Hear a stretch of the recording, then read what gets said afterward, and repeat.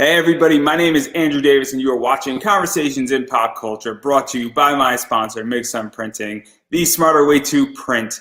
I know printing your creative project can be confusing and stressful, but Mixum is here to make it easy. From their instant quote calculator that lets you get as many quotes as you want for free to their 24-hour customer support, Mixum is here to make sure your printing experience runs smoothly from start to finish. And you can choose from a range of premium printing options and materials. And the company has printed so many of my friends' successful Kickstarter campaigns. And a bunch of them you have heard about on this show. And they say the nicest things about Mixum. And Mixum produces an amazing quality comic, as well as a variety of other printing materials you may need, books, other things that are fantastic. And so if you're ready, and before I even tell you I got to tell you where they can print. They can print in the United States, Canada, Australia, and the UK. And Mixum pretty much can reach your audience anywhere in the world. So if you're ready to print smarter, not harder, head over to Mixum.com. And right now they're running a promotion where listeners of my show can get a 5% discount by using my name, Andrew Davis, in the message tab of a current order.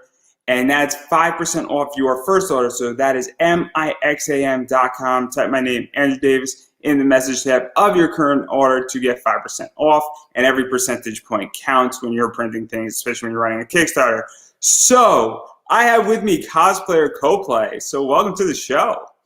Hi, thank you so much for having me. Yeah, no, I am very excited because obviously you've done some Resident Evil stuff, you have a Tracer, and we're going to talk about all that stuff. But before we get into it, and I am super curious because everybody has a unique way to get into cosplay. How did you get into cosplay?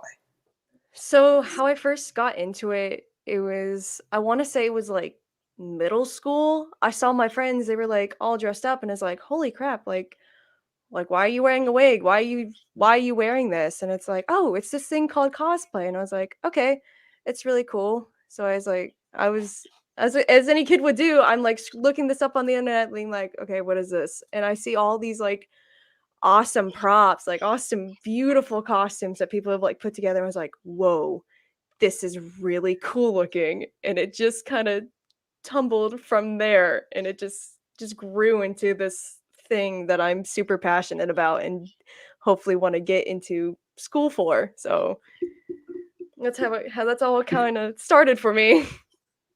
So to even go into further into this, what was your first cosplay that you put together? And we could break it down whether it's a closet cosplay or we could go more official if you would like. It's because everybody counts it differently. Yeah. I think my first technical cosplay was a closet cosplay and it was for Halloween. It was Bill Cipher. And that was I remember I'd taken like this bowler hat or something and I just spray painted it black. I had these like obnoxious white yellow socks that and just these knee-high boots and it was just this Halloween costume and that's just how it just this thrown together Halloween costume that was spray painted and just thrown together the night before and it was like, okay, I'm doing this. So that was like my first cosplay. So to even go further into that and throwing it together, and obviously Halloween's Halloween. We're heading into the month of October. For those who are witnessing this and you didn't know October comes after September, or conversely in 5 years from now when you're digging up all the dirt and everything that I said that's horrible when I run for office, one or the other, one or the other. Um, what was that process of even building this out? Because obviously the first one and putting things together, and it's also different when it's sort of the things you have in your house versus the things that you're going to the fabric store to buy or Michael's to buy, or like Hobby Lobby is a good example. That's another big craft store. So what was that entire process like of building it out? The first one, at least. I think the very first one, since it was a closet cosplay, I literally just dug through my closet and also my mom's. I was like, okay, what's my mom got in here that might work? What do I have in here? I had like these black tights, like I said, yellow, very obnoxious colored socks. I was like, okay, this will work. And then I took inspiration from the internet. I was like, what kind of fan art does this person have? What cosplay does this kind of going on? And I just dug through the closets and I was like, okay, let's see what we got. And the only time I went to Hobby Lobby was to get that hat and spray paint, and I just went at it. And it was honestly, it was I have to find a picture of it because it was honestly probably my first favorite official cosplay I had done. And then obviously going forward into this, and we're gonna get into some of your more professional cosplays in a sec here. I'm gonna dive into this a little bit further.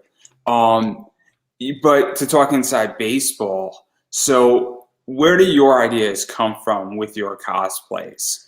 Because this is something that's very tricky because everybody gets inspiration for creative projects from all over the place. And where do your ideas come from and what is sort of the inspiration? Because you've done a bunch of cosplays from a bunch of different sectors. You know, I mentioned Resident Evil, obviously Overwatch, you know, Voltron is a big one. And those three things are not tied together by any stretch of the imagination. They are not. And so I'm whatsoever. curious because it is very interesting when you look at cosplays, what people are cosplaying at. So where does that process start for you?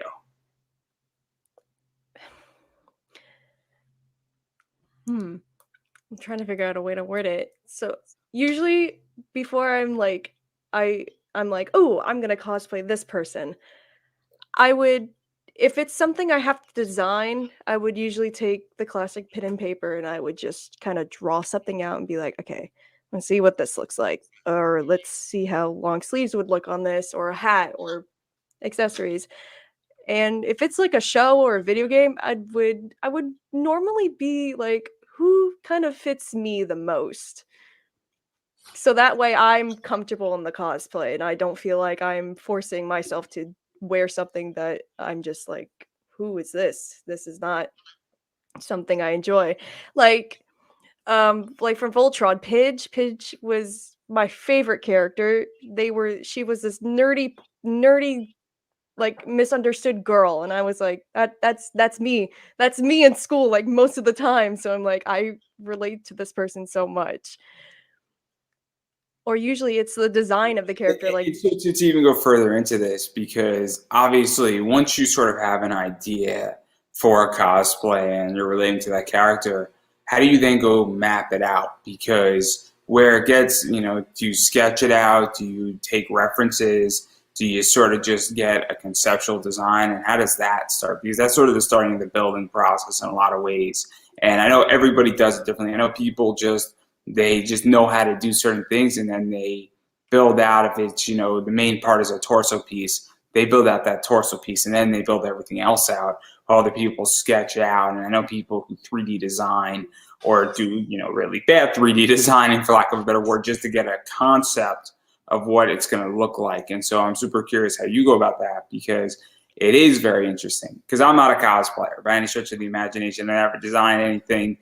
I just understand and appreciate what people do with cosplays. I would take references. I take a lot of references. Like Tracer, the second, most of the pictures on my Instagram, that's all the second time I made that armor. The first time I went into it where I was just staring at the references and tried to mimic it as much as I could, and it didn't come out well. At least I'd like to say. And then there's Keyleth, one of the most from Critical Role. I I had to Well, make we're going that. to talk all about this, I Yeah, promise. yeah. But I had to take references to create that whole thing.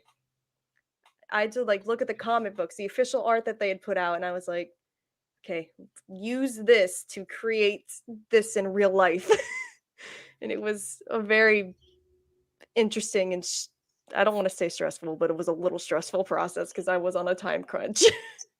So to even go further into this, and obviously creating cosplay, there's a bunch of challenges that come with that. And obviously, you know, materials, it can be very expensive, finding the right materials, you know, substituting materials, obviously measuring yourself, measuring materials. And then the big one, obviously styling wigs, I should say as well. Prop building can be a pain in the ass in a lot of ways. And it could be a pain also because certain cons allow certain rules and certain things, like you can't string a bow in most conventions. Mhm. And it's very complicated what is allowed, what isn't. And then obviously the big one is balancing costs, because cosplay can get very expensive very quickly. It's like comic book hunting. Comic book hunting starts out very cheap. Go to the store for $20, and then by the end of the year, you're now spending $200 a week in a comic shop. It happens, and then you realize where all your money's going. So how do you balance out all of those issues and challenges, and particularly the cost? Because I think that's what people really have a hard time with cosplay right now. You really just, you have to budget yourself. Yeah, it's hard, but especially with someone who doesn't make a lot of money like a week, especially with still school going on, it's like, okay, I need to budget myself out. This is what I need to buy this week, and then I'll buy this next week. And there's this great app that I like to use. It's called Cosplanner. You have all your elements listed out. You have the stuff you need to make, and then the stuff you need to buy, and you can also set yourself a budget on there. And it'll give you a warning most of the time, being like, hey, you're gonna go over your budget. Are you sure you want to do this? Do you want to extend your budget or lower it? Or look for like a different product that's cheaper. So that's how I stay most of the time under budget, but some other times I go a little bit above. Yeah, for those who don't know, I'm teaching an entire comic book investing class, and it's a big one. And there's a whole section on building budgets, and it sounds like it's common sense, and it is not.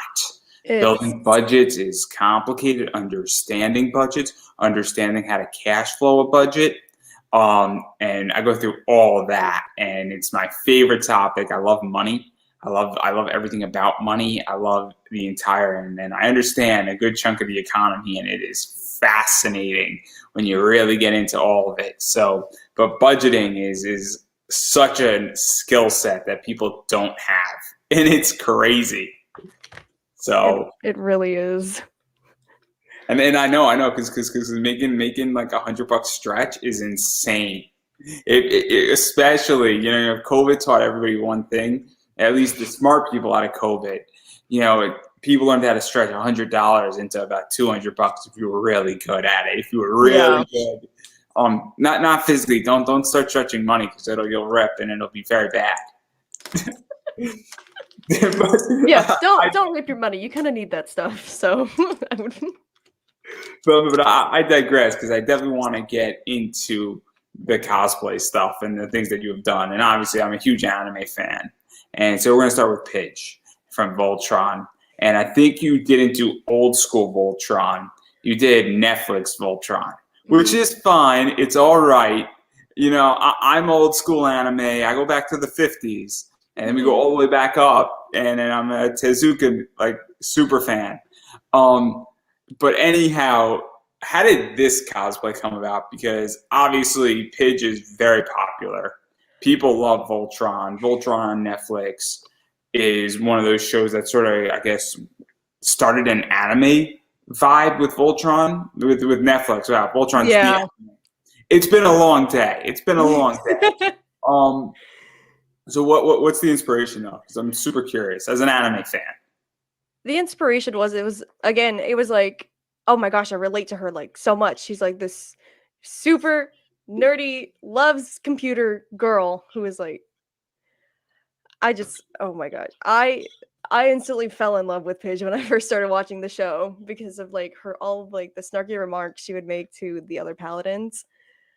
And I grew up watching the original. And I'd like to say I did like the original a little more than the reboot, especially following the later seasons. Not saying that it's not a great show. I'm not saying that. But the inspiration behind it was just, I related to this fictional character on just some level. And I was like, okay, I really want to do this. And Pidge was also like, I want to say like my third cosplay. And it was we're doing it out of order. Just so everybody knows. Yeah. I got super lazy and I didn't want to go through order. So I'm letting everybody know right off the bat. I am a total professional. It's what we do here. but obviously, Pidge is a very interesting character, and I like her a lot and everything that goes on with her and what she brings to the team. And what was this like though building out? Because she has a particular uniform, obviously styling the wig, building the glasses or even finding the glasses because they are a particular type, and also sort of modifying her outfit a little bit because you give it more of what seems to be more comfortable to some degree as well. So what was that like really building all this stuff up? Because it's a little bit different than some of the other stuff we're going to talk about. So originally when I first started doing Pidge, I had made the sweater. It didn't come out good. This is like when I first started sewing too, and it was just there was fraying fabric. It was some of it was hot glued together, and it didn't look good. It didn't feel good. So let's talk Eh, about that because this is the art of cosplay. For those who don't know, I've never built. I just understand it because after speaking to so many people, you build your first thing and then you realize it's bad. And I'm trying to use nice words today. And so what is that like when you realize that something isn't up to par and then you either say, look, I'm just gonna have to redo it and eat the cost because it happens sometimes, or you get to rework it, or do you then wear it and then you realize where the mistakes went? Because it gets complicated because I was speaking to somebody who redid an entire comic book because it wasn't great and they had to pay their artist again, or their artist might have equity. I didn't ask that question, but the idea is that for all intents and purposes, if you do something in comics and you want to redo art, well, and you want to redo 60 pages of art, you have to repay your artist for the most part. And in cosplay, sometimes you can recycle materials, but sometimes you can't. So what was that like? And what was that even determination? Because when you're just starting out and money's a bit tight, those decisions get hard. I I remember I had oh my goodness. I had like thrown everything on one night and I was like, I'm gonna make some content. And then I kind of looked at myself in the mirror, I was like, ew, this doesn't look really good. But when you kind of realize that something's not good, you're either you're gonna have like two to three options. You're gonna have option one, you deal with it and you continue to do what you deal with what you have. Second option, you recycle the materials and make it better again. Or the third option is you end up buying it, which is what I ended up doing for Pidge for the sweater. Because So I had no idea how to make that at the time when I first started sewing. I had no idea how to make something like that. So I was like, okay, it'd probably be a little cheaper to buy the shirt itself and then wear it.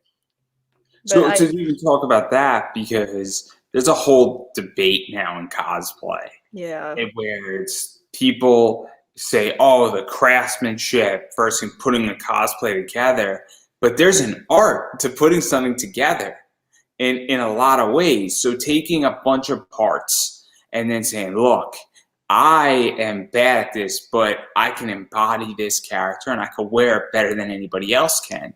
Or even finding half the cosplay and then building the other half because sometimes it's cheaper to do that. And so there's a whole debate where if you didn't make it all yourself, you're not a purist. And I'm in the camp of saying, well, if I could find somebody to make my cosplay for 90% cheaper than I can make it, and I can source it and I can get it done at a much better rate, then why wouldn't I want to do it that way? And so, because at the end of the day, it's supposed to look a visual position, at least the way I see it as a fan. And so, what was that also like, even just now having this and understanding even how something like this could be built as well? Because we all sort of reverse engineer things to some degree. That whole debate where it's like, oh, if you buy the cosplay, you're not a cosplayer. I don't believe that at all. You're a cosplayer. You're you're costume play. That's what cosplay is. You're dressing up for fun. You're dressing up for acting purposes or whatever. It's like it doesn't matter if you make the costume or have someone else make the costume. Or like you said, buy half of it and then build the rest. That's what I had to do for one of them. It's still cosplay. You're still spending money, you're still taking the time, you're taking whatever you have to enjoy yourself for a hobby. And I think there's just a misconception, and I think that there's been a bunch of bad actors to some degree that have came up with that concept, and I think it's done more harm than good. And I'm in the camp, and I think most cosplayers, because even most people in cosplay don't make money and don't make serious money, and so at a certain point, if you can find a way how to do your cosplay better, cheaper, or faster, and money is just the way you're doing it, then who cares? Because most people say, "Oh, I just want to take a picture with you," and that's how I view it. And maybe it's I'm not a cosplayer, maybe I don't get the craft side of it, but that's how I feel at the very least. And so I just think it's a big problem in the community where there is that division, and I think it's a really bad issue. And I think it's gotten a lot less in COVID. And I think though pre-COVID it was a very hot topic, and I think it's been tamed a little bit. But I think that some damage has been done on it tremendously, and that's just my opinion. Hmm. I'm witnessing everything that I've witnessed in it. But I digress because we do have to talk about from Future Diary, because this is a perfect segue into having a psycho and psychotic knife wielding pink haired creature, for lack of a better word. To say the least, I mean, this game is Yeah, messed up. It's a yeah. messed up game The in anime so was. many ways. Oh my god, that is So one of. Besides Resident Evil, that that series was one of the most dark things I've watched. I don't so know. So what's the story behind this cosplay? Because I think everybody knows who is from Future Diary. I don't think I don't think we need to explain what this character is, what this character has done. I'm just curious, how did this come about? Because when we go down dark characters, you go down crazy characters, you go down messed up characters, there has to be a reason to do this, and it's a very interesting situation, I would imagine.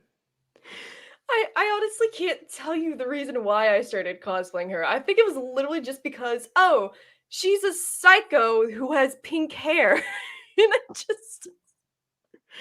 I literally I can't tell you the reason why. Because, oh my gosh.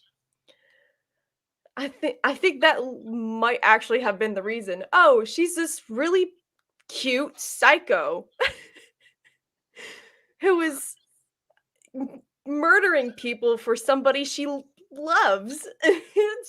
Oh god. Yeah. I I'm not going to push too harder on that one. And then obviously I do want to That's talk it. about Ruby. I want to talk about Ruby Rose as well from Ruby, because you did one of those. And this is very interesting because it's got definitely a more Red Riding Hood feel to it Yeah. versus obviously Ruby is based off of Red Riding Hood for those who aren't well known, and a few other characters as well. But what was this like? Because it's definitely got more of a Red Riding Hood feel to it, and then also the scythe, and then it sort of got a little bit more of a mature Ruby feel to it as well. And so how did this one come about, and what was it like building this one? Because it's definitely different than somebody's like Lab and Axe Ruby. Ruby Ruby was this, again, it's like the same thing with Pidge. Ruby was this, like, at first antisocial girl who had this giant scythe, and I was like, that's cool. I want to be her. And I I originally I made the cape, and I had made the dress again. This was another cosplay that I had made originally, but I was like, doesn't look the greatest. So I ended up buying it. And then in Texas, there's a Renaissance festival, and there's always this one huge shop that sells props. And I saw that there was a ruby scythe, and I was like, I'm gonna go buy that. So I bought it, and then it broke on the way home, and I was like, oh no, I have to fix this. And it just, I I want to redo Ruby again, because with the sewing capabilities I have now, I feel like I could make her outfit just perfect.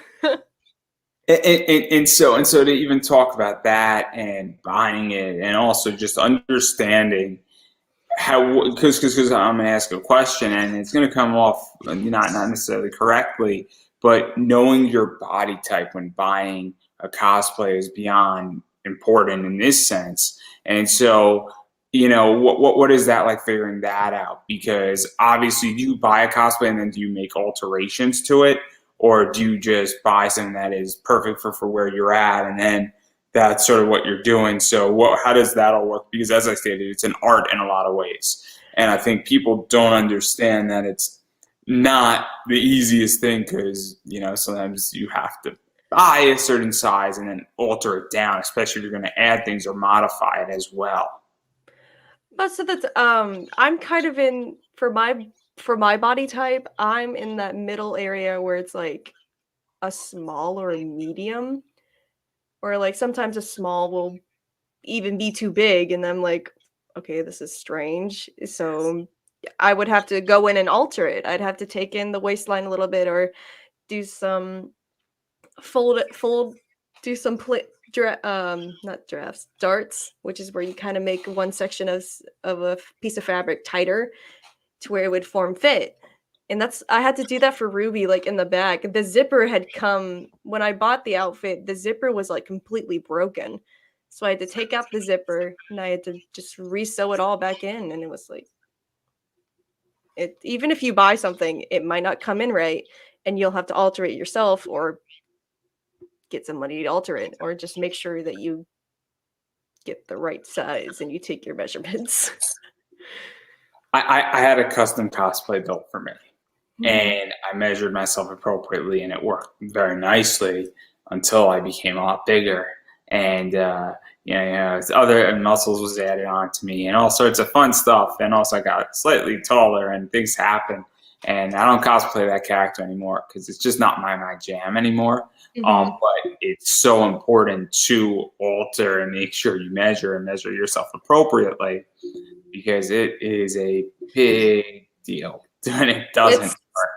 it's a big investment, especially if you get something custom made. You want to make sure that it's possibly like a few inches, a little too big, like a few inches. By few, I mean like 2 or 1. So that way if anything changes, you'll be able to keep wearing it. It, Because it that it's cosplay a is huge going just investment. down to the bottom. It's just going down to the bottom. It's dead. It needs to be buried, Mhm. burned. I should donate it to somebody who wants to cosplay that character and get a tax write off. It's really Yeah. what I do. But I digress right there. And then the next one I want to talk about, and this one's really fun, and I like this one a lot, is your She-Ra, Oh Fedora. my gosh. Because this one looks like the actual character from the show. And not to say the others don't, but this thing looks like it's pulled right out of it. And so, and I think this is one of the best cosplays you've done, minus the Resident Evil stuff. And so, how did all this come about? Because this is so interesting. And, we're going to get into it a little bit more, I promise. But I'm curious how it all came about. The whole reason why I cosplayed She-Ra was because I grew up watching the original, and I remember as like a little girl, I was like, I want to be She-Ra so bad. Like, and then the reboot came out, and I really liked the representation from the newer show, and I just also loved the design because the design in the reboot it's way more simpler than the one from the 80s. Yeah, yeah. In the It's 80s, a lot it more got deep. simpler. And not the 80s. But You know why the designs are complicated in the 80s, right? oh, yes I do. I I make it I too easy. do. But that was She-Ra was my Kovid cosplay. She was the first cosplay I had taken from just scrap fabric. From that whole costume is made from scratch. Everything except for the boots and the wig. Everything is handmade. And that was the first ever cosplay that I officially made like from scratch. And I was like, "Oh my gosh, this is amazing." And then it looked great and it just I remember being so proud of myself when I like took everything out of my sewing machine and put it on my mannequin. I was like, it looks like it's from the show. Like it looks like a piece of art that I just ripped from a page and made it 3D.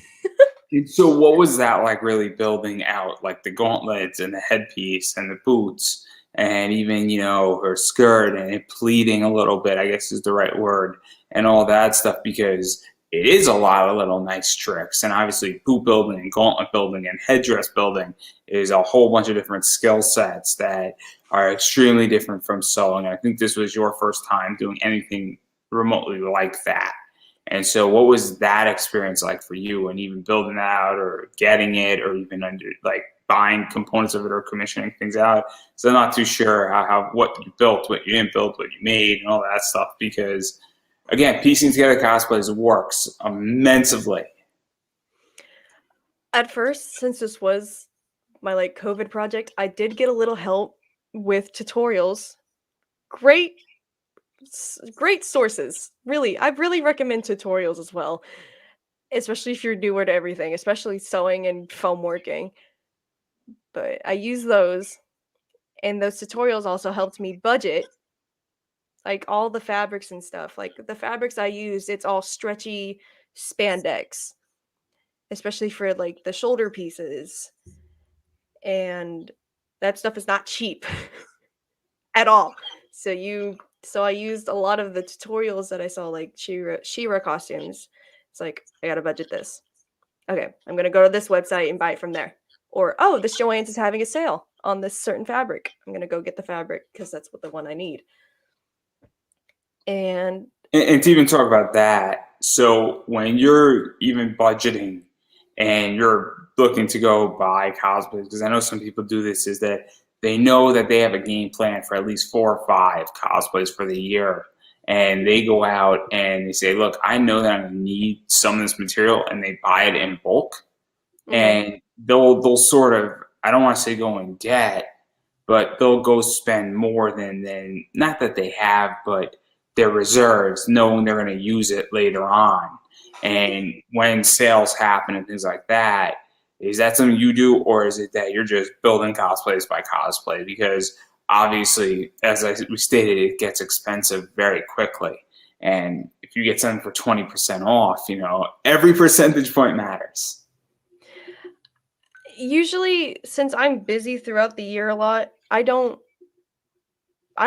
usually buy things in bulk. I would probably, and also because I haven't seen that at any of the stores I usually go to, but I usually make the costume where I'm like, "Oh, hey, I have time to make this," and I've been wanting to do this for like a couple months. So that was that was also the thing with Shira. I had made it originally, like I made it, I didn't like it.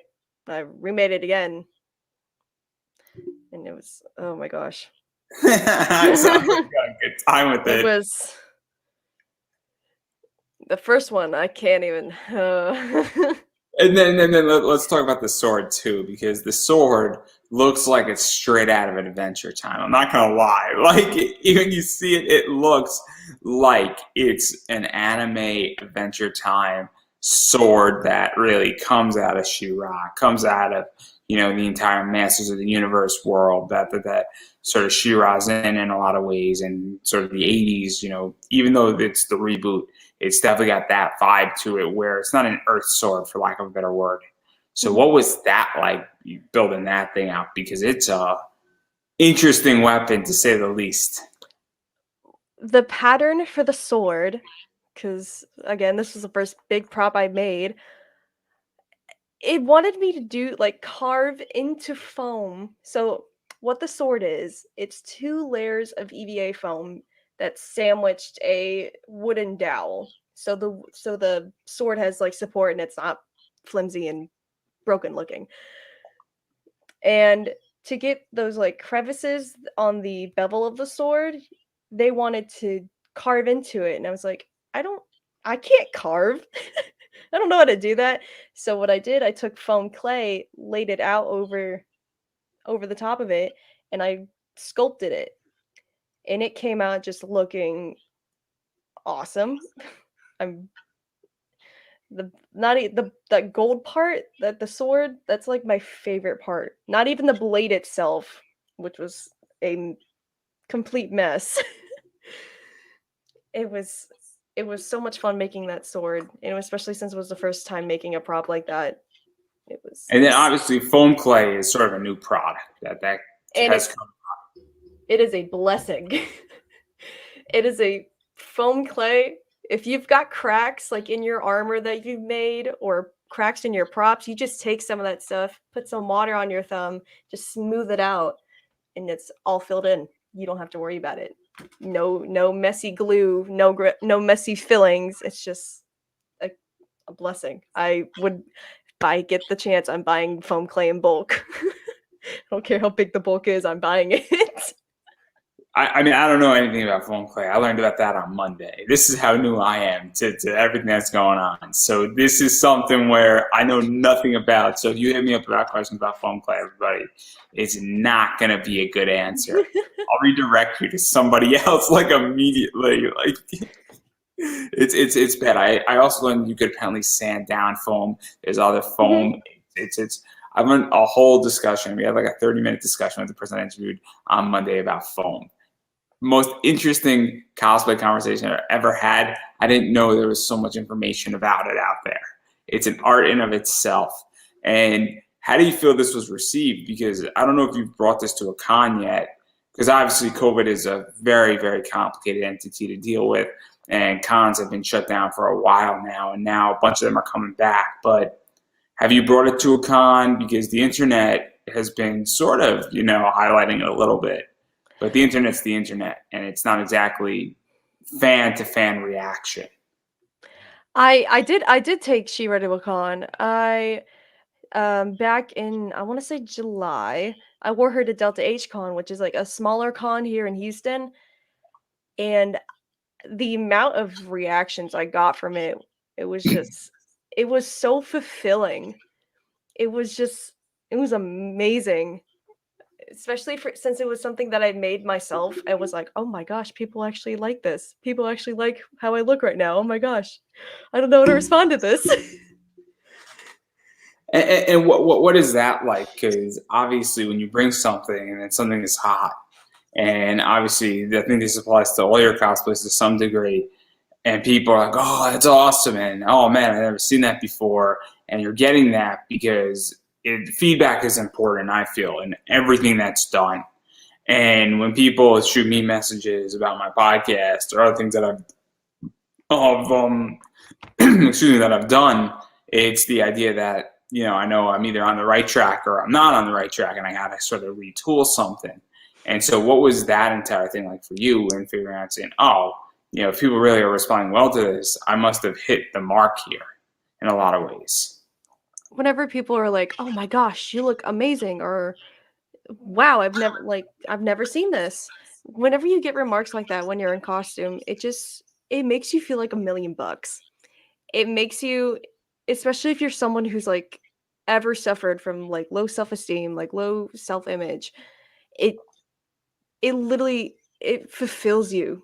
It makes you just, oh, I can't even describe it. It's just an amazing feeling when someone says like, "Oh my gosh, you look amazing." Or you literally have like some little kid come up to you to just just stares at you, and it's like, it's just it's just an amazing feeling. It really is. I can't even describe. I'm literally lost for words. I get so giddy talking about it too. It's just, oh my and and gosh. and and, and, and I'm about to make you more giddy because let's dive into Critical Role. So I am not a D&D player. I've never played. I apparently just backed a D&D project that should be shipping out to me soon, and I think it's pretty cool, but I have no time for it. I have no time for it because legitimately this entire business will fall apart if I start playing D&D. It will be bad. It will be bad, and nobody will be interviewed. It'll be terrible. So keep me away from my D&D game, everybody. But Critical Role obviously is sort of in that realm in a lot of ways, and you did Jester, and there's a lot going on. So obviously, there's some weapons that I think are in play. There's some body paint that's in play, and body paint can be very dangerous in a lot of ways. Oh Wig, yeah. obviously clothing, and a variety of other stuff. So what was this entire thing like, building it and even prepping this up? Because I don't think people understand applying body paint is not just a one and done. It can take an hour, it could take 30 minutes, it could take 3 hours. And it's also, and correct me if I'm wrong, you also need to plan when you're going to wear that cosplay at a convention, because you can't just change midday. Mm-mm. It's got to be more of a battle plan type of thing. Mm-hmm. With Jester, again, she was one of the first outfits I made by hand. Looking at Critical Role, it's just these amazing cosplayers, let me just say that, who have handmade like beautiful pieces of art. And one of Jester's main weapons in the show is a giant lollipop. So what I had to do for that, I had to take some pool noodles, swirl them, glue it together, and paint it, and put it on a 6-foot pipe to make it this, I don't know, almost 8-foot tall lollipop to lug around at a convention. That's just the lollipop I made recently. I haven't worn her yet out, but I'm excited to. I get to carry around a huge lollipop. It's gonna be great. But body paint, not the funnest thing to wear when it's 90 degrees outside, especially if it's water activated. Like, and especially if you go to a convention, you just can't change midday unless you want to go all the way back to your hotel room or house, shower, and then go through that whole process of getting into another cosplay. It's body paint's interesting. I'll just say that. I can imagine. Again, I've never done it. I have no intention to. I have enough things to worry about, and I am not interested in going down that path anytime soon. Anytime soon. And I am more of a spectator than I'm a participant in cosplay for a bunch of reasons. And then obviously even going further, because this was another one from there, which is Keyleth. And Keyleth is fascinating because I think you did one version and you weren't too happy with how it came out, and then you went Vox Machina on it. Mm-hmm. The original one that I first did was this red dress. I didn't like it. It wasn't Keyleth. And then I don't even know how I missed it, but the Vox Machina Origins comics, Keyleth had this outfit, and I was like, oh my gosh, this outfit is beautiful. It had it's this turtleneck crop top with this green overlay over it. And I just fell in love with it. And then the staff, and then the headpiece, the antler headpiece that goes along. I loved the design.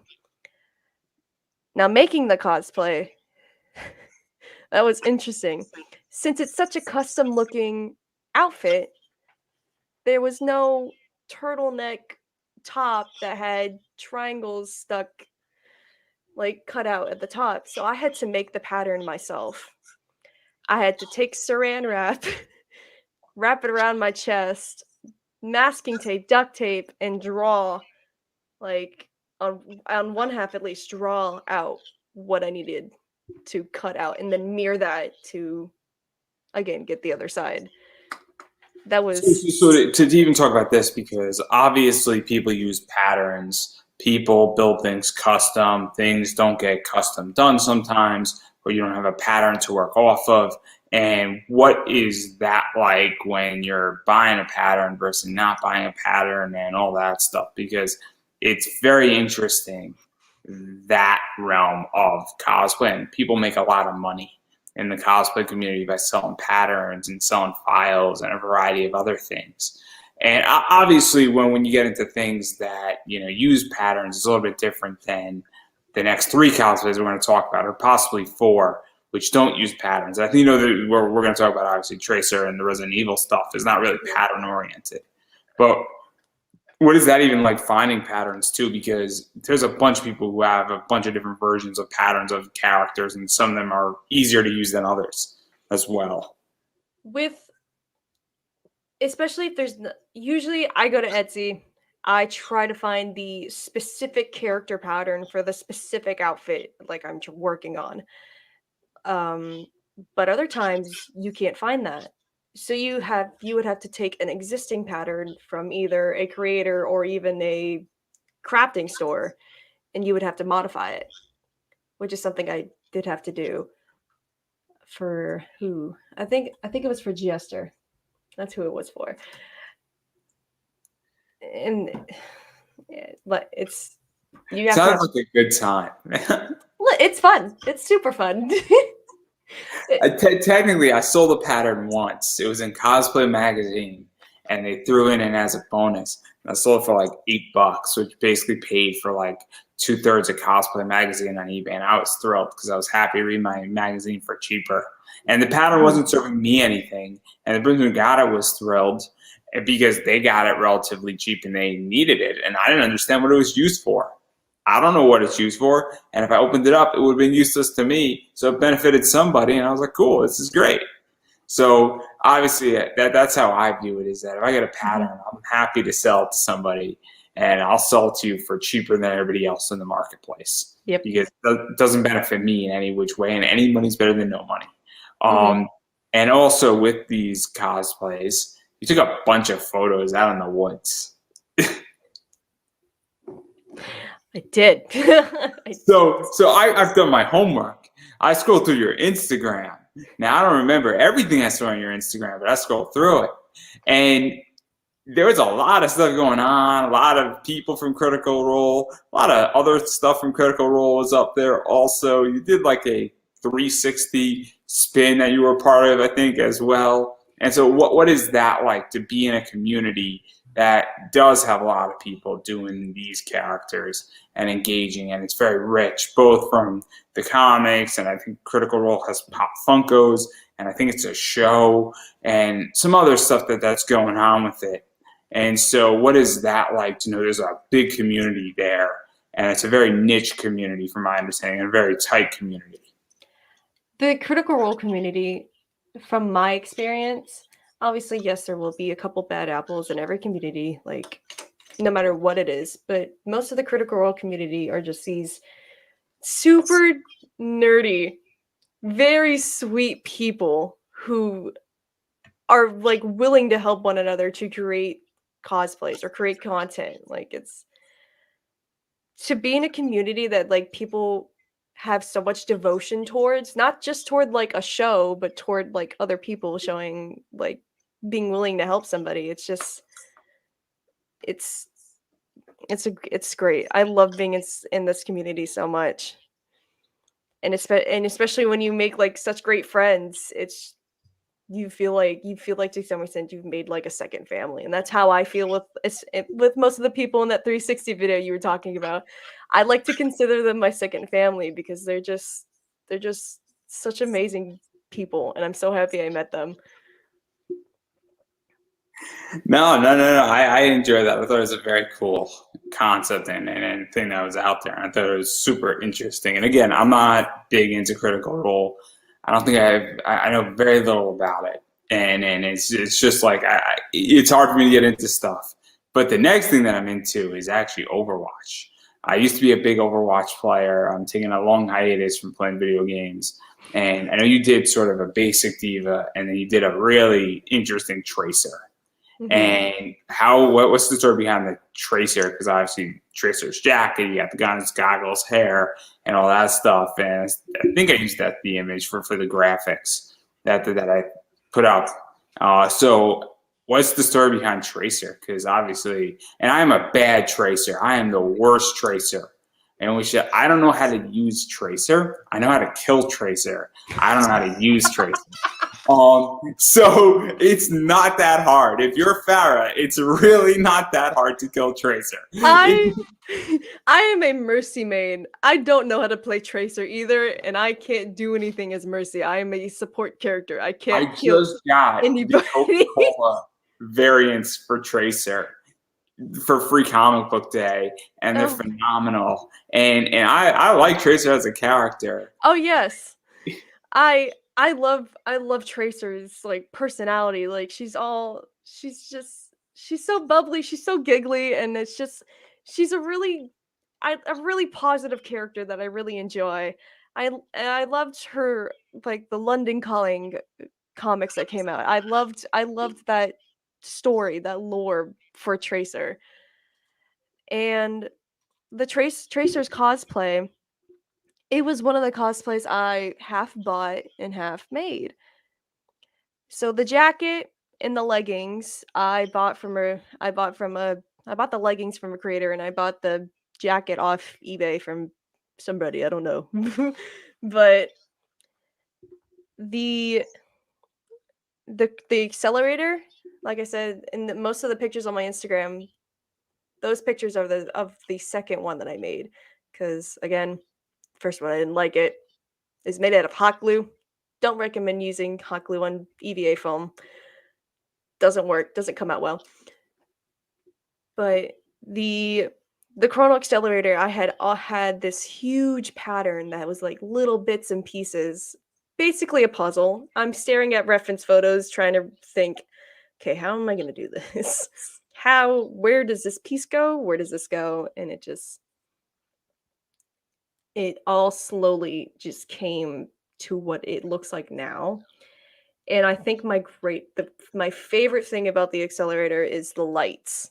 The lights were a very big improvement. The lights that's in the back and then the front. That was like the big improvement that I think really brought that whole cosplay together, because that's what Tracer is like known for. And most of the posters that you see of her, there's a train of lights following her. So I think Yeah, there's also there's something where it's crystal clear that it's almost lit up in a lot of mhm. things as well. And whenever she's in action, there's that going on, and it's very interesting with that. And so it's very cool. And obviously, I don't know how much you travel, but with I don't know how sturdy the accelerator is by any chance, but obviously, how do you protect your cosplays when you're traveling and storing, especially with fragile items? Because I don't know how fragile this is or how sturdy it is, because that's a big issue in a lot of ways too, especially when you are, going out of state, or you're going on a plane, or you're driving 300 miles. Things happen, unfortunately. I haven't traveled to an out of state con yet, but when I do storage my stuff, I have I have a lot of scrap fabric. So most of the time, if there's like a fragile piece or like a piece I know is gonna bend and possibly break, I'll kind of like wad it up or put it like in a plastic bag, kind of like bubble wrap. I'll kind of in Tracer specifically, it folds together to where the front and the back will meet, but there's these like over the shoulder pieces Yeah. that's elastic, and it's also like it's not flexible paint, like I started using for some of the pieces in the front. And I had to take that kind of bubble wrap and stick it to where it wouldn't break or fall, and then I tightly packed everything into this like those fabric boxes that kind of like fit in shelves like that. That's what I have it stored in, and it's stored somewhere and it's safe. And I would really recommend it. Like I would, if I were to travel on a plane with it, I'd probably have that as my carry-on. I wouldn't put it in a suitcase. I really wouldn't. No, no, no, no. And I asked that because, obviously weapon traveling and all sorts of Mhm. stuff, and it gets massively complicated when you're moving things around and you're bringing stuff back. And I know people who bring stuff back from Australia, and it is a complicated entity. And I know people who Very. travel all over the US with cosplay stuff and valuable comics and a variety of other things too, which I know people who have brought $30,000 worth of comics on a plane, and I'm like, oh my god! Whoa. And I'm like, dude, like even and and so there's a lot of stuff that goes on, and transporting goods is complicated. But I love it. It's my favorite thing is operations and logistics. I love operations and logistics. Like I get all excited about when we dive into operations and logistics and numbers and doing things. Oh, it's the best conversation you could ever have. another person who loves that. So anyhow, though, I do want to talk about one of my favorite video game franchises. Obviously, Overwatch is one of them, and the other is Resident Evil. And we'll talk about Ashley Graham, because that's kind of how I found you. Is that I'm like, who would cosplay Ashley Graham? Put it on Instagram, because this is the thing, is that she's in one game, and you go, and it's like nobody has cosplayed her. She's like an underrated cosplay. It's because everybody hates her so much. I love her. She's great. So why? Okay, once you get her in the night outfit, what I do is I go and I find a place to hold up. I kick the ladder off. I just leave her down. They try to kidnap her, and then she kills everybody. It's fantastic. Exactly. I do nothing. I just chill out, and it's great. It's absolutely great. And you the chainsaw can't get through it. It's fantastic. It's great. Nothing can It's kill like her. In the night armor, nothing can kill her. It's great. But what's the story about how this came up? Because obviously Resident Evil 4 is considered to be one of the greatest video games of all time. Game Informer for their 300th magazine ranked the top 300 games. I think Resident Evil was like number 39 on the list, 4, which is crazy because it's nearly a perfect game. It's arguably the best game out of the entire series. And everything about that game is so well done. And especially for the time that it was made, it's like, whoa, this looks phenomenal. Even still, it looks good. It still looks great. And they're talking about rebuilding the engine on it. I don't know how they're going to rebuild the engine on it. They're making it a VR thing, and I'm like, okay, that's the one time I'm not going to play a Resident Evil game. I'm not doing it VR. I could barely do it now. Honestly, I'm not a VR guy, in which I don't have VR glasses. I don't want to. I don't really want to go spend $300, $400, $1,000 on good VR. I have enough gadgets, and that's my problem with virtual reality right now, is that the cost for quality is so expensive. It's so much, yeah. I have better expenses. Like, I'll go spend like $1,000 for an iPad. Yeah. Because that's an actual useful tool that'll last me 4 or 5 years, and I use it almost every day. I spend a lot of money on my laptop because I use it every day. You know, I spend a lot of money on my phone. I just bought Raycons. They weren't that expensive, surprisingly. They were like $64. But I use them every day. I'm not going to use VR gaming every day. I would rather buy cryptocurrency straight. Mm-hmm. But anyway, getting back to Ashley. So how did that come about? So, Don't be talking about pastries with me either. See, there's going to be a joke, and that joke's going to make sense when she explains. So the whole thing, how Ashley came up, I originally just planned on doing Bella. From RE4, not 4. Nope, she's from RE8. And then this one Leon cosplayer, Bodacious Bagels. Exactly. Here we go. Hits me up on Instagram. It's like, have you ever? I'm trying to remember exactly what he said, but he asked me, he's like, if I've ever played RE4 before, and I was like, yeah, it's been a while, but I've played it. And he was like, do you know who Ashley Graham is? And I was like, yeah, I do. I didn't really remember who she was, and I had to go look her up. And when I saw that her most used line in the game was "Leon, help!" I was like, I want to be the damsel in distress for this one time. And I just, in the first 2 days where we were talking to one another, I got the cosplay and I finished it. I bought everything online that night, and I was like, I'm doing this. It's not that complicated. It's not. It's one of the most comfortable cosplays I have to wear, and I would probably not, but I would probably wear this on an everyday occasion if it didn't look weird. No. I mean, she's in normal civilian clothes for the most part. She's in a sweater and basically a little bit more than a mini skirt, pretty much. She has a turtleneck sleeveless sweater, and then a knitted sweater over that, and then a green plaited skirt, and then knee-high boots. I don't know who this guy is. I mean, I mean, I'm just saying that it looks a certain way here. I did wear it to work. I literally did wear it to work. I wore it to work one day so we would meet in person for like for the first time, and it was great. And so, did you introduce yourself? Hi, I'm Ashley Graham. I'm the president's daughter. I wish I'd done that. That would have been Did great. you get a Jack Krauser to kidnap you too? I don't know. I think Kyle has something planned, and I don't know what it is yet. So There are so many things I could say, and I just don't want to incriminate myself so quickly. I mean, I legitimately can just go down the road here. Like, just there's so many things with Ashley. It's just I don't know, because this happened to me recently. Did Leon snipe you? Did you die that way? Or did you get kidnapped by one of the cult leaders in the castle that repeat the same phrase over and over again? And it's literally maddening. so do you know why they repeat the same phrase over and over again? I do, yes. They're telling you what to do. They literally are. It's great. It's such a great game in so many ways. So good. And so obviously to even talk about this, because obviously it's Bodacious Bagels. Obviously, I think I just ruined Kyle's cover right there. I'm sorry, Kyle. If you ever meet in person, just tell me who you are and we'll go to the bar if you're old enough. That is.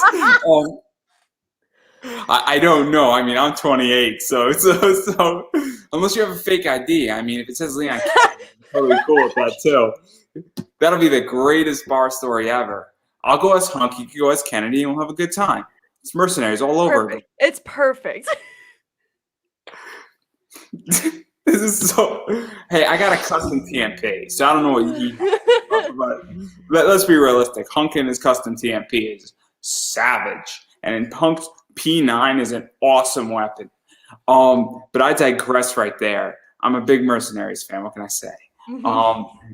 But to even go further, what was that like having in Leon S. Kennedy? Because some people know who Ashley Graham is, but I don't think Ashley can be really mistaken for somebody, but it can go unnoticed at a convention because it's not necessarily flashy and it might not register. But then if you have Leon around, people get it instantly because it's just people are like, oh, it's the pair.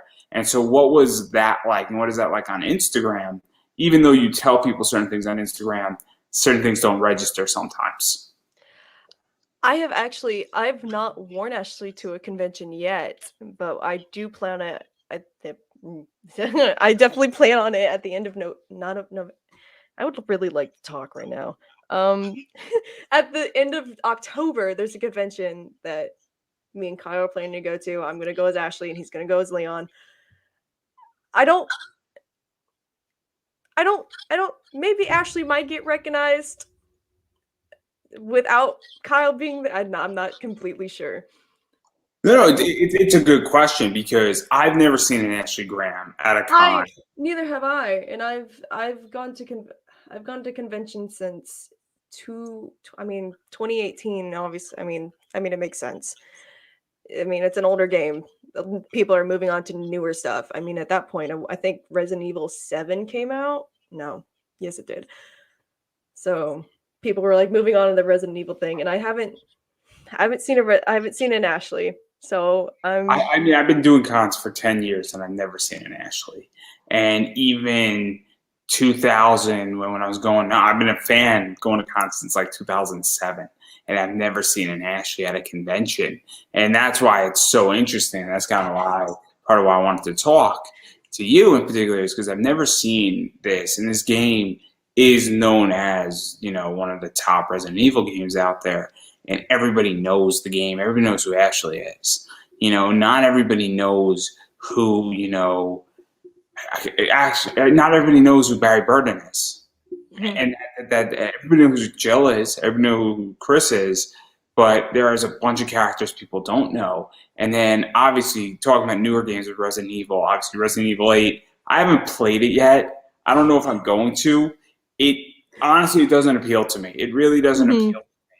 The same way Resident Evil 6 appealed, Resident Evil 5 appealed to me, 7 appealed to me.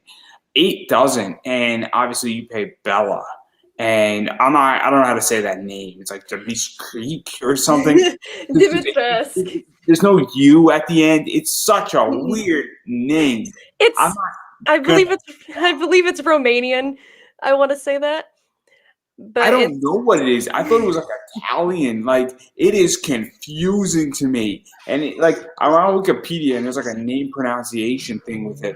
And oh my god, it's the most annoying thing in the world. And I don't even know what's going on with her and her clan and all that stuff.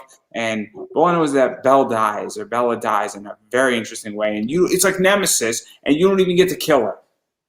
It irritates me watching gameplay on this with Ethan running away from her. They're like beating around the bush and they're not giving me what I want. It's like the vertigo fight in Resident Evil 4. Mm-hmm. Exactly. It's a cheap ripoff, but not to destroy your entire childhood and leave it over. I just hate her entire character. Yeah. Not because she's a bad character, but give me a better boss fight. I completely agree with that. I really wish that the Dimitrescu daughters had a better boss fight. I mean, their boss fights are pretty simple in the game, and I wish, since there's 3 of them, I wish it had gotten progressively harder throughout the boss fights. Because you have to kill them in the same way. Because, I guess a spoiler alert, the way to kill them or weaken them is you have to break a window and let cold air in. Because they are technically made out of flies, and flies do not respond to cold temperatures well, and they die. But if you shoot a fly, it dies. That's also true. If you light a fly on fire, it dies. It dies. If you swat a fly, it dies. If you introduce Nemesis and Nemesis shoots a bunch of bullets into it, it's gonna die. I'm just saying, I could think of 15 different ways in the Resident Evil universe how to kill them. Just saying, but anyway, how did this one come about? Because it's so interesting how it's very, the cloak and then the face tattoos, and it seems simple, but it's not how all this was built.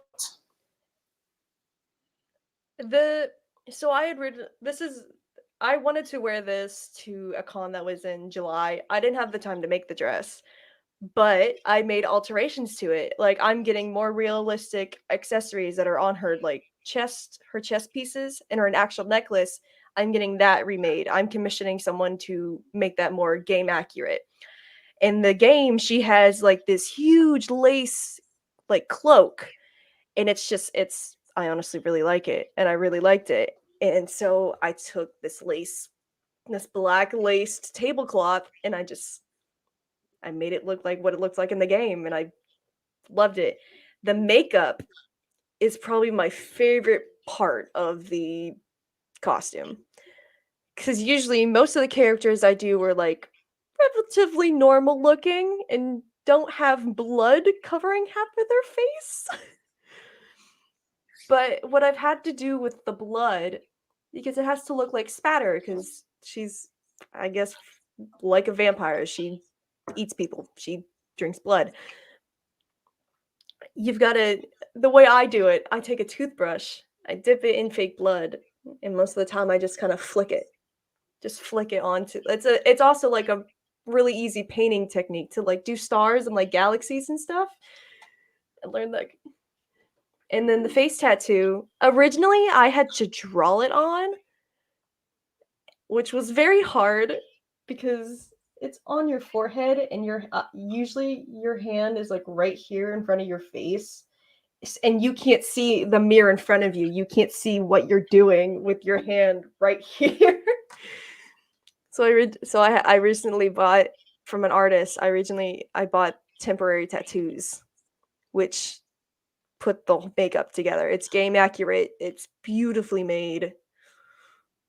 It's just the whole makeup process is my favorite thing. And then you have the veins and the dark circles under her eyes.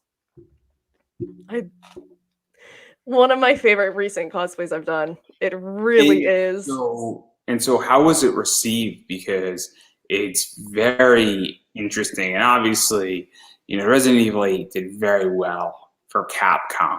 It's very popular. I have my suspicions. I think certain people were paid. I think Capcom announced that, what was it, Yanahan was sort of paid in promotion, I think, was one of them, but I think several others were underneath the table. I can't prove it. It just seems a little too coincidental that it dropped on the market before the game dropped, and everybody did it at the exact same time. I have my suspicions. At some point, something's going to come out, and I'm calling it like I see it. And me and DJ Croft were speaking about this live about a few months ago, and it just seems way too coincidental. But how was this cosplay received, both online and at conventions? Because Resident Evil 8 did really well for Capcom. I haven't seen a huge interaction with my Bella stuff online. Excuse me, but at conventions, again, it's that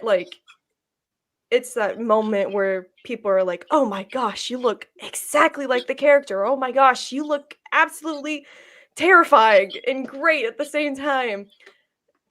I made a kid cry wearing this costume.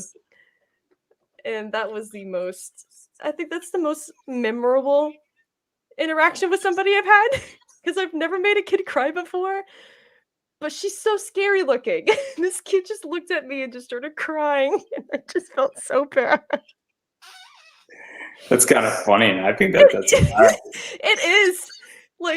I saw the parent sitting right next to the kid, and I was like, okay, I'm gonna turn around and walk the other way. I called my friend. I was like, what do I do? I just started laughing. And obviously, we're going to stop right there because I don't think I could top that with any more questions.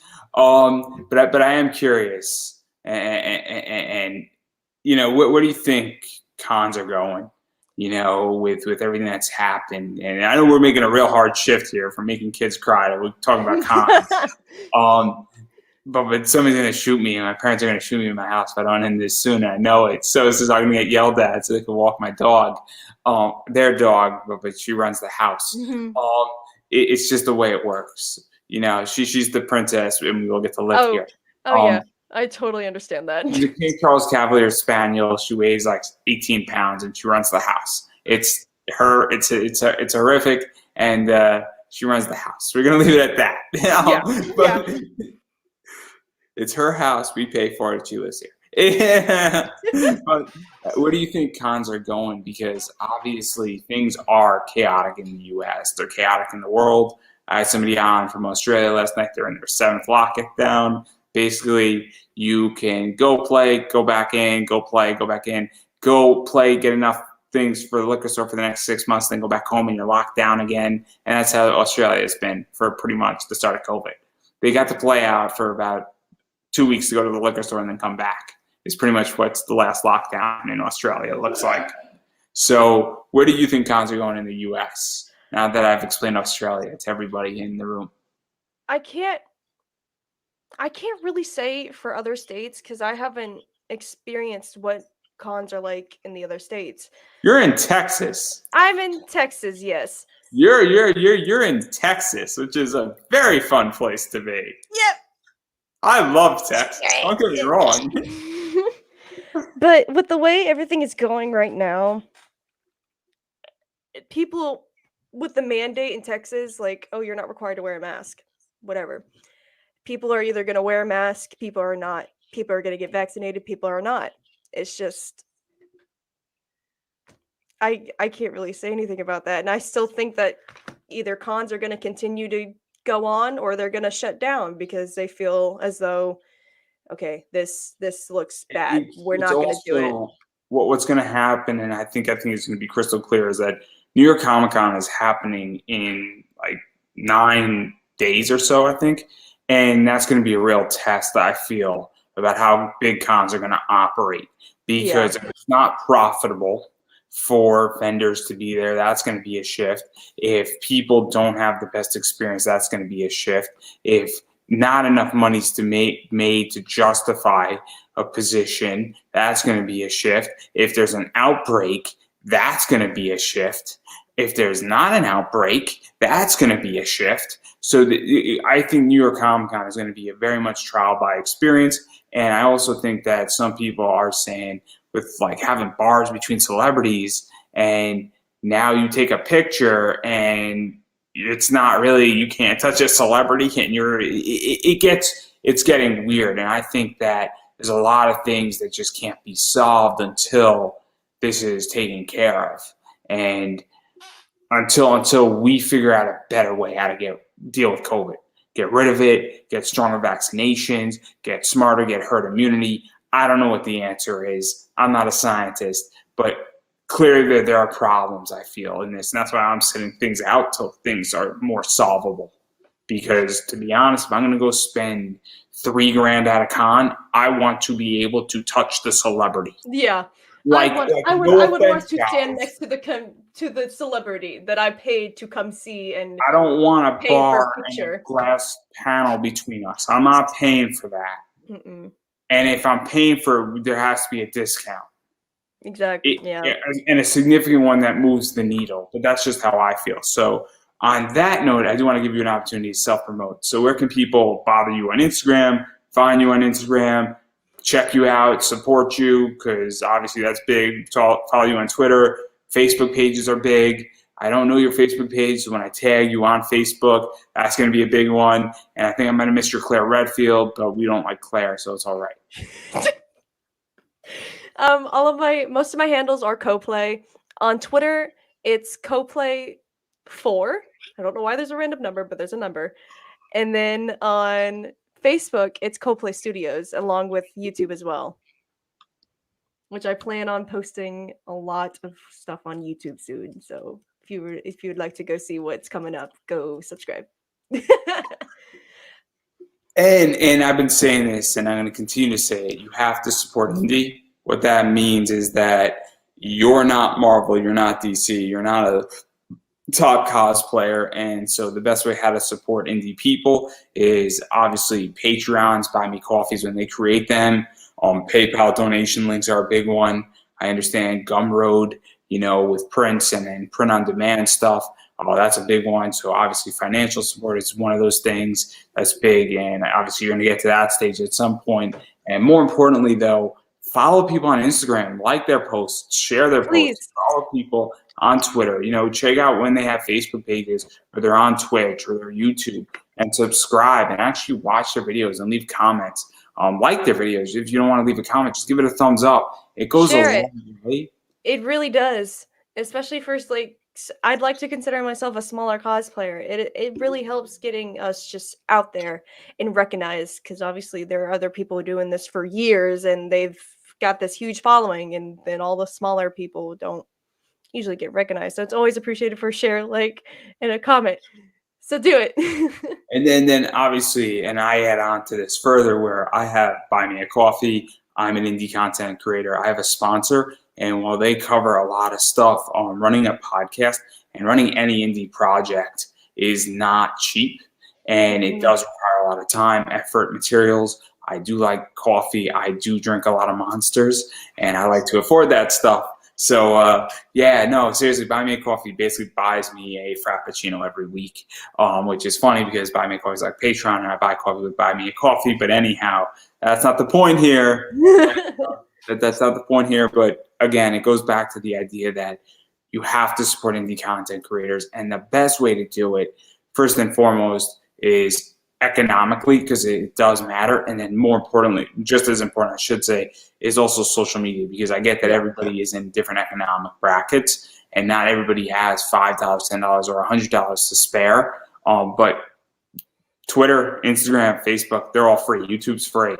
And it doesn't free cost most you of the time. anything to go and watch a video or like this or share something, or, if you know somebody who might like it, or if you know somebody, for instance, I know a bunch of people who are interviewers, share somebody that way. If you know somebody who's an interviewer, that's extremely helpful as well.